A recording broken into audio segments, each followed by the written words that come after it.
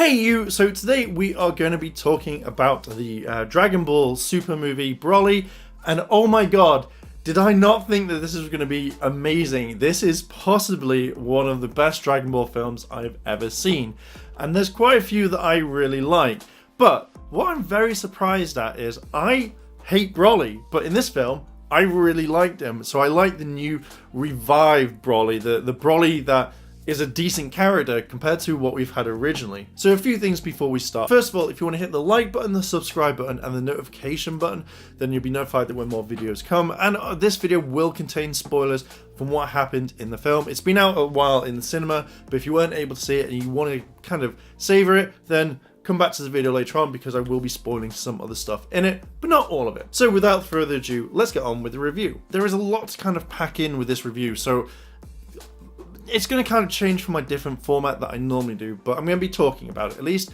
and I think that is a good thing. So when I first saw this film being advertised, I generally thought that it was going to be very similar to what it was. Even though Toriyama said it was something different, I generally thought that this was going to be very similar to previous Broly films.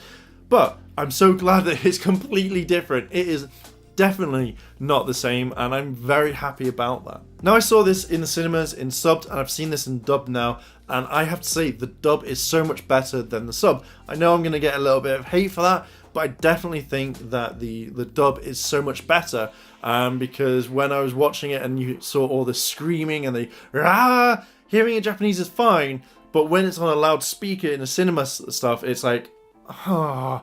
But I generally enjoyed it a lot more in the dubbed version than I did subbed. The whole main point of this film is there is a lot of fighting near the end. You have Broly versus Vegeta, then Broly versus Goku, then Broly versus Frieza, and then Broly versus Whis. And oh my god, the one thing I would have loved is to have Whis fighting a little bit more, or more dodging, just having a bit more interacting, because I think that would be really cool. But you only see it very briefly, but in the trailers it looked like you had more fighting with him. But Frieza can hold his own all the way through this against Broly.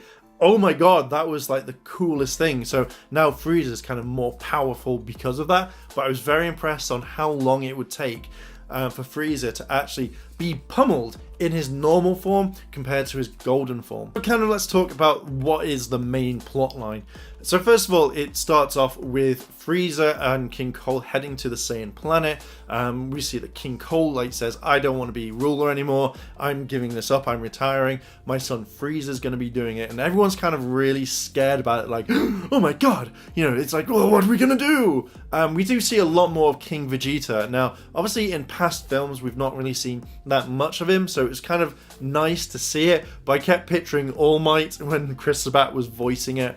But even in the Japanese, it was very it was the same. But I did like the fact that we saw more of King Vegeta in this. As mentioned, Frieza gives the new technology to the Saiyans, as in Scouters, and demonstrates it, and then takes out other people that are targeting Frieza with weapons. Then again, we see King Vegeta. We see that he's going to Vegeta himself, going you're Vegeta the Fourth, I think, and saying oh my god, you're going to be the greatest warrior out there. And then we see Broly as a kid in the kind of same chamber, and King Vegeta doesn't like this. It's my son is the strongest, he should be the only one here, etc, etc, etc. That's pretty much it. We see Paragus in this, and then Broly gets sent off to a faraway planet completely out of the way, so he won't do anything to kind of destroy the Saiyans or something like that. So Paragus follows him with another Saiyan, and then they find Broly, and they can't get off the planet because their stuff's broken. It's very broken. We also meet Bardock, which I'm kind of glad, because Bardock is one of my favorite characters, but this film kind of almost retcons the whole TV special, which I'm kind of gutted about, but it kind of brings us in, so I'm guessing we may get a retelling of this, but obviously kind of Bardock knows what's going to happen. And we see Goku's mum for the first time, Gine, which I'm really kind of happy about. We see Goku in a kind of maturation pod, and then obviously Bardock knows what's going to happen, so he sends Goku off to Earth, and that's it. And then you see the kind of Frieza just about to destroy the planet, but we do see some little things, the same sort of kind of elements of what Bardock had done in the TV special. They added this in, and I'm kind of glad, because if they just had him look up towards the ball of energy that was hurtling towards them, I wouldn't be happy. I'd be like, really? Why would you get rid of that? Why? Then we see young Raditz as well as young Vegeta, and they get told that there is a whole thing going on the planet. It's been destroyed by a meteor, blah, blah, blah. You kind of jump in straight to this like timeline thing that's just showing you exactly everything that's going on really, really quickly, and I kind of really like that. And then it's basically Goku and Vegeta fighting Bulma's like kind of place that's off West City or West Side or something like that. And then it just carries on fighting. We find out that Frieza's men break into Bulma's lab, who Bulma has been collecting the Dragon Balls. She's got 6 of them. The last one is in the Ice Continent, etc., etc. That's, you know, it's kind of cool. It's a different terrain. It reminds me very much of like the Android 13 like kind of setting. With all this happening, we're introduced to 2 new characters, Limo and Chile, and I kind of like them. They're kind of cool. It's kind of new. It's kind of nice to have new characters in, and they find Broly and Paragus. They take him to Frieza, and then Frieza's like, "Oh my god, it's really cool." And we find out that when Broly goes kind of insane or enraged or angry, Paragus can literally just push a button and have a shock collar, which I think is a lot better than what they had originally. So that I generally really liked. So it kind of then goes in, and then most of the film after that is just pure fighting. Broly lands on Earth with Frieza, and then basically Broly goes at it with Vegeta first. He goes for Vegeta rather than going straight for Goku. And I've got to admit, the fight scenes with Vegeta are perfect. I loved the whole powering up into a Super Saiyan. I love the fact that he goes Super Saiyan God. You know, we know that obviously he has the power because he can go into the Super Saiyan Blue mode, but seeing him turn into a god for the first time, I really wish they didn't put it in the trailer. As they fight, Broly learns, he adapts, he's able to carry on fighting, and then as soon as Vegeta's like, "Oh, I'm done with you," and everyone's like, "What's going on? Like, you know, is that it? Are you done?" Paragus is like, "I think he is," and then Broly just goes absolutely berserk. He goes into the form of an Uzaru, but keeping the power in without having the tail. So it's kind of like the beginning of a Super Saiyan 4, which I'm generally thinking that they're going to slowly introduce or have their own version much later on in Super, but obviously we know that Super Saiyan Blue is a lot stronger.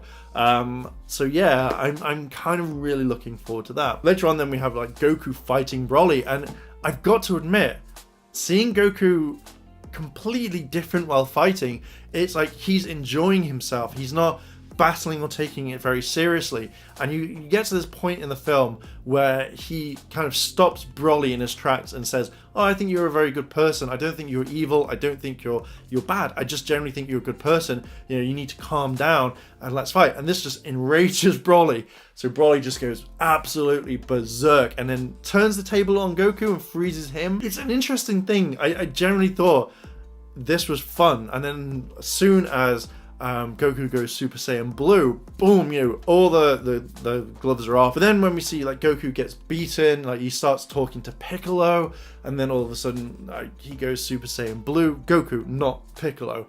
And it just kind of folds out a lot. I generally thought that the story was interesting. When Broly is having like trouble with Goku, at this point, you know, it's like Frieza sees this and goes like, "Oh, I can remember how I did this to Goku, how I got him to change into a Super Saiyan, how I got him to go further by killing Krillin." And you see it kind of like a flashback.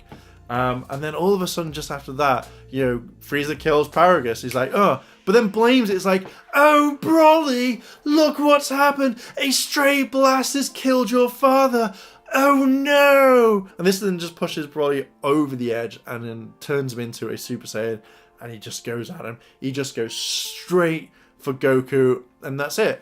But what I kind of really liked is that Vegeta says, like, you know, we need to kind of like work together. One-on-one isn't gonna kind of affect. So you see all this like kind of really nice CGI. Everyone kind of flies around a bit, has a fight, combined attacks, and then, just then, I think like they kind of dodge. I think I remember like where they're flying about. They just kind of give Broly to Frieza, like, "Tag, you're it. You can have this," which then leads Goku and Vegeta to kind of like go off to Piccolo and learn the fusion dance. Now, I do like the fact that Vegeta hates any thought of joining with Goku to make a stronger warrior, but also when they learn the fusion dance, Vegeta just hates it. He's like, "Oh no, I don't want that, no." But I think in a scene where Vegeta's doing the bingo dance kind of moves. It's just like, you know, that's maybe his cringe moment where he's like, oh, I don't want to do this, but I have to do it in the dance move.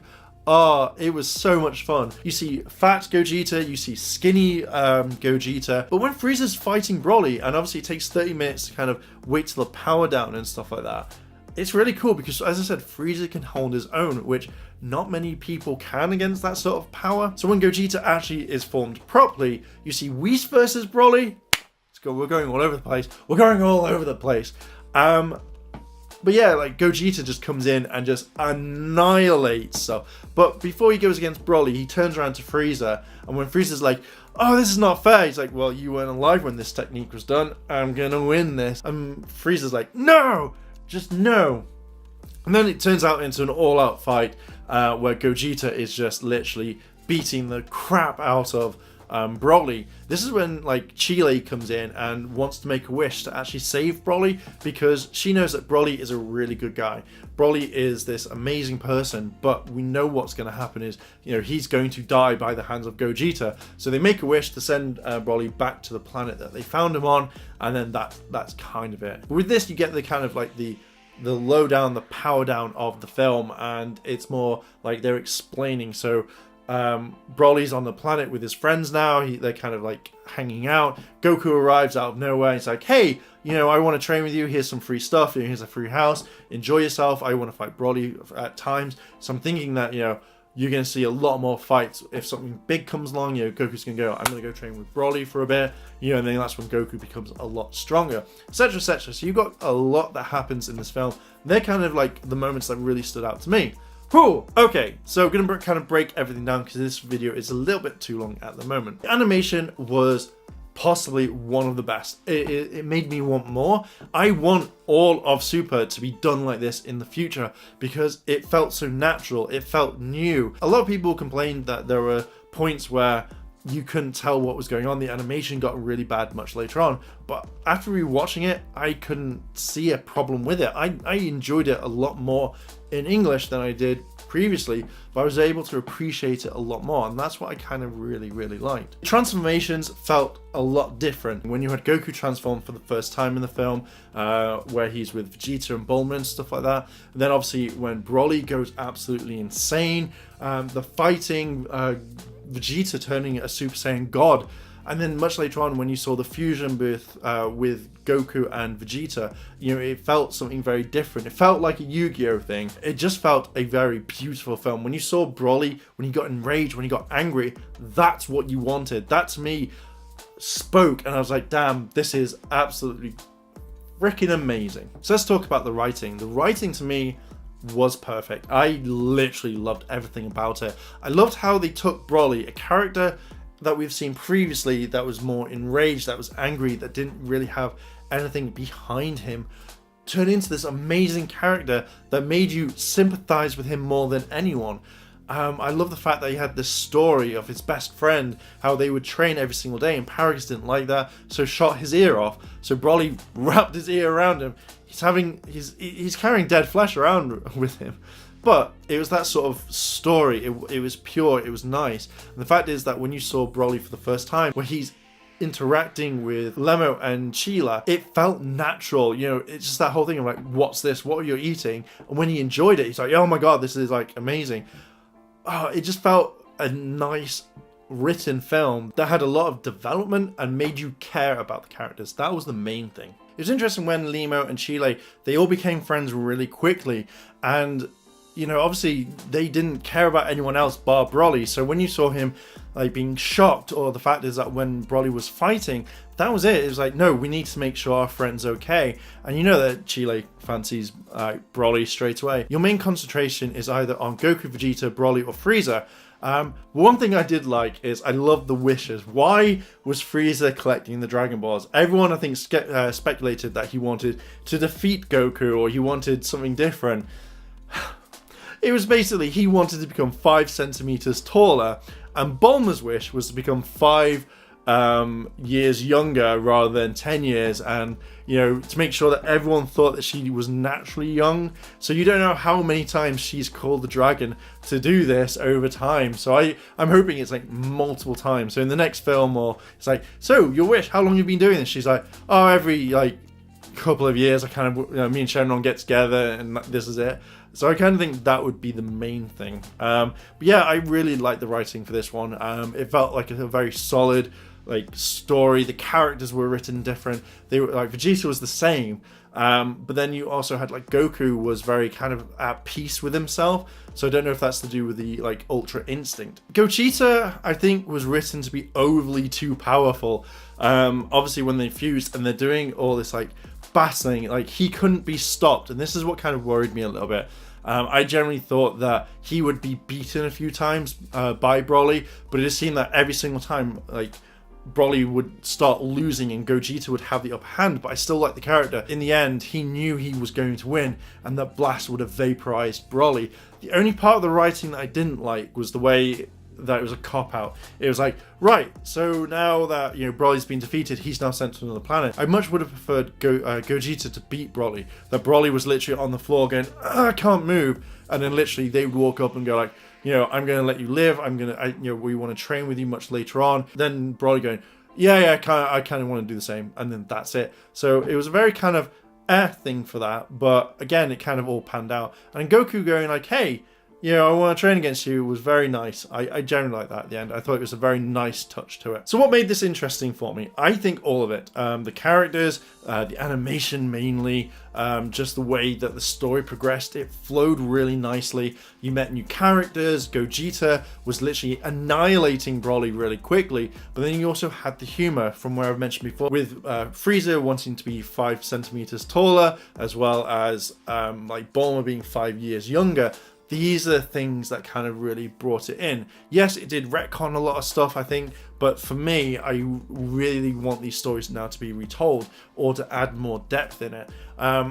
I like the fact that Paragus was looking after his son, even though he had a revenge thing against King Vegeta. You know, I think that all these like elements just made it interesting for me. If you get a chance to go see this still, or if you are able to get it on Blu-ray or DVD, highly do it. Go pre-order it now, go book it, because it is something that you have to see. Now, I saw My Hero Academia, the Tale of Two Heroes, I think, in cinema, and I thought that the sound was too low in that one. But when watching Dragon Ball, I cannot watch Dragon Ball anymore with the really like normal speakers or something, because cinema speakers blew my mind for this. I really enjoyed watching it in cinemas. I can't wait for the next lot for when it comes in, and I also want to shout out a big thank you to Manga for actually making this happen. I want more of these sorts of things. I will support more of this. I am very happy that there is a ton more stuff coming in the future that we can watch anime, and it was just really nice. And one thing is, I saw it like a week later thinking, oh, I'm not going to get a chance to see this. There's only like 6 people in the cinema watching it, so just having an entire cinema to myself effectively was perfect. I enjoyed this. And yeah, so if you ever get to see anime in cinema, go and see it, book your ticket, book it off work, go see it as much as you can. But yeah, definitely worth. My final thoughts is this film was one of the best anime films that I've seen, and I'm so glad that it's now canon, because a lot of it makes more sense now. So Rangers, I'm going to leave it there. There is a lot to kind of digress. I hope you have enjoyed this. I really hope that you guys enjoy seeing it, and let me know what you think. Have you seen the film? What was your favorite moment in the video? Let me know down below in the comments, and if you've liked this video, like, favorite, comment, and consider subscribing. Hit the notification bell to be notified there'll be more videos, and as always, Rangers, thanks for watching, and I'll see you in a bit.